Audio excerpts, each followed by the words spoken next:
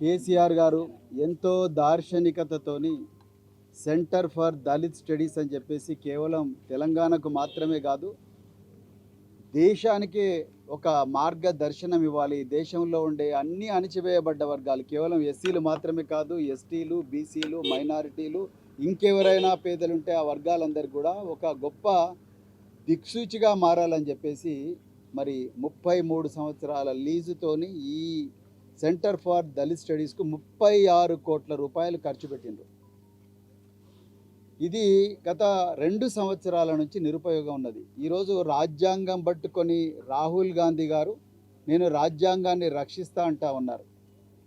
అదేవిధంగా చేవెళ్ళ డిక్లరేషన్ పేరుతోని రేవంత్ రెడ్డి గారు మరి చేవెళ్ళలో మల్లికార్జున ఖర్గే గారిని తీసుకొచ్చి నేను ఎస్సీ ఎస్టీలను చాలా గొప్ప స్థాయికి తీసుకుపోతాం అంటే కాంట్రాక్టుల్లో 25% రిజర్వేషన్ ఇస్తాం, ప్రతి మండలానికి ఒక గురుకుల పాఠశాల పెడతాం, అదేవిధంగా ఎస్సీల రిజర్వేషన్ 18% పెంచుతాం అని చెప్పి మరి నమ్మబలికి చేవెళ్ళ సాక్షిగా ఇవన్నీ చెప్పిండ్రు.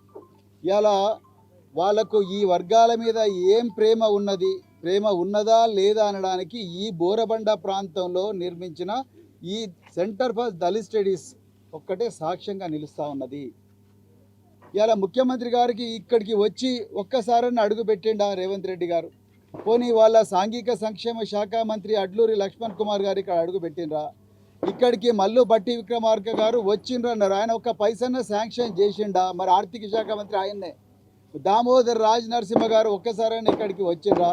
వివేకానంద్ వచ్చిండా ఇక్కడికి ఒక్కసారి? ఎవ్వరూ రాలేదు. కానీ వీళ్ళు బస్తీలకు వచ్చి ఇలా ఎస్సీ వర్గాలను ఎస్టీ వర్గాలను వీళ్ళు ఓట్లు అడుగుతూ ఉన్నారు. నేను ఈ జూబ్లీహిల్స్ నియోజకవర్గ ప్రజలందరినీ కూడా ఒకటే కోరుతా ఉన్నా, మీరు ఎర్రగడ్డ నుంచి షేక్పేట దాకా, అదేవిధంగా వెంగళరావు నగర్ నుండి మరి బోరబండ దాకా దయచేసి వీళ్ళందరూ వచ్చినప్పుడు సెంటర్ ఫర్ దళిత్ స్టడీస్కు ఎందుకు మీరు ఒక్క పైసా ఇవ్వడం లేదు? ఇక్కడ ఒక లైబ్రరీ ఉన్నది, లైబ్రరీలో మొత్తం కూడా పుస్తకాలు పెట్టుకోవాల్సిన ర్యాక్స్ అన్ని ఖాళీగా ఉన్నాయి. నేను ఇలా రేవంత్ రెడ్డి గారిని అడుగుతున్నాయా, రేవంత్ రెడ్డి మరి బాబాసాహెబ్ అంబేద్కర్ గారి పేరు ఉచ్చరిస్తున్నారు మీరు, మీ రాహుల్ గాంధీ, ఇందులో కనీసం ఆ బుక్కులు పెట్టడానికి డబ్బులు లేవా నాయన నీ దగ్గర? మరి మల్లు బట్టి విక్రమార్క 3 లక్షల కోట్ల బడ్జెట్ పెట్టిండ్రు మీరు. మరి 3 లక్షల కోట్ల బడ్జెట్ పెట్టి బాబాసాహెబ్ అంబేద్కర్ గారు చలో వల్ల ఇవాళ డిప్యూటీ సీఎం పదవి తెచ్చుకొని దీనికి కనీసం ₹1 కూడా శాంక్షన్ చేయలేవా నువ్వు? ఒక వాచ్మెన్, 2 హౌస్ కీపింగ్ కార్మికులు మాత్రమే ఇక్కడ ఉన్నారు. 36 కోట్లతోని కేసీఆర్ గారు కట్టిన బిల్డింగు ఇవాళ నిరుపయోగంగా మారినది. మరి దీన్ని మరి మీరు ఇవన్నీ చేయకుండా ఇక్కడ ఎస్సీ ఎస్టీ కాలనీలకు వచ్చి మాకు ఓట్లు వేయండి, నవీన్ యాదవ్కు ఓట్లు వేయండి అంటే ఎట్లా ఇస్తారు? అందుకొరకే ఇవాళ తెలంగాణలో మరి ముఖ్యంగా జూబ్లీహిల్స్ ప్రజలందరూ కూడా ఈ ప్రశ్న అడగాలి. అదేవిధంగా ఇంతకుముందు గురుకుల పాఠశాల గురించి చెప్పిండ్రు. ఇప్పటి వరకు ఈ ఎస్సీ ఎస్టీ బీసీ మైనారిటీ వర్గాలకు చెందిన పిల్లలు 110 మంది చచ్చిపోయారు. 110 మంది చచ్చిపోయారు అంటే ఈ బోరబండ నుంచి, షేక్పేట నుంచి, ఎర్రగడ్డ నుంచి, రహమత్ నగర్ నుంచి, అదేవిధంగా వెంగళరావు కాలనీలు ఉండే పేద వర్గాల ప్రజలందరూ కూడా మేము జీవితాంతం వీకర్ సెక్షన్గా బతకాలన్నా, మేము కూడా బంగళాల్లో బతకాలి, మేము కూడా మాదాపూర్లో బంగళాల్లో బతకాలి, మేము కూడా గేటెడ్ కమ్యూనిటీలో బతకాలి, మేము కూడా విమానాలు ఎక్కి విదేశాలకు పోవాలనే కేసీఆర్ గారిని అడిగితే కేసీఆర్ గారు 1000 గురుకుల పాఠశాలలు పెట్టండి ఈ పేద వర్గాల కోసం, ఈ హౌస్ కీపింగ్ కార్మికుల కోసం, ఆటో డ్రైవర్ల కోసం, పారిశుద్ధ కార్మికుల పిల్లల కోసం. ఇలా అందులో పిల్లలను పంపిస్తే మీరు 110 మంది పిల్లలు చంపినరు. మొన్నటికి మొన్న సైదాబాద్ జువెనైల్ హోమ్లో 9 మంది చిన్నారుల మీద ప్రిన్సిపల్ లైంగిక అత్యాచారం చేసిండ్రు. మరి దానికి ఇన్ఛార్జ్ ఎవరు? సీతక్క గారు. మరి సీతక్క గారు మీరు ఏ మొహం పెట్టుకొని ఇలా హస్తం గుర్తుకు ఓటేమని బస్తీలకు వస్తున్నారు?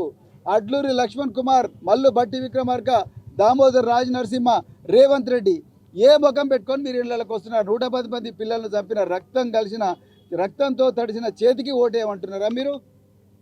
సో ఇవాళ ఈ ప్రాంతంలో ఉండే ఓటర్లందరూ కూడా వీళ్ళని ప్రశ్నలు అడగాలి. దానికి అన్నం ఉడికిందా లేదా అనడానికి అన్ని మెతుకులు ఒకటే మెతుకు పిస్తాం. దానికి సజీవ సాక్ష్యమే సెంటర్ ఫర్ దళిత్ స్టడీస్. అందుకొరకే దయచేసి ఈరోజు జూబ్లీహిల్స్ ఓటర్లందరూ కూడా వీళ్ళను చిత్తుగా ఓడిస్తే తప్ప వీళ్ళకు బుద్ధి రాదు. ఇలా అజరుద్దీన్ గారికి మంత్రివర్గంలో చేర్చుకున్నారు. మీకు సోయి లేని అజరుద్దీన్, మీకు ఎప్పుడు కూడా గుర్తుకు రాని అజరుద్దీన్, మీకు మాగంటి గోపీనాథ్ గారు చనిపోయిన వెంటనే ఇప్పుడు ఖాళీగా ఎలక్షన్లు వచ్చినాయి, అదేవిధంగా షెడ్యూల్ వచ్చింది. షెడ్యూల్ వచ్చిన తర్వాత ఒక 10 రోజుల్లో ఎలక్షన్లు కాబోతున్నాయి. అప్పుడు సడన్గా అజరుద్దీన్ గుర్తుకొస్తాడు, ఇవాళ మంత్రివర్గం అవుతాడు. మరి ఇక్కడ దళిత బంధు ఎందుకు గుర్తుకు రాలేదు నాయన? గురుకుల పాఠశాల ఎందుకు పెంచలేదు? నీ ఇంటిగ్రేటెడ్ గురుకులాలు ఏమైనా రేవంత్ రెడ్డి? 21వ శతాబ్ద గురుకులాలు అన్నావు కదా, ఇంతవరకు నీ కొడంగల్ నియోజకవర్గంలోనే నువ్వు ఒక ఇటుక పెట్టలేదు ఇంటిగ్రేటెడ్ గురుకులాల కోసం.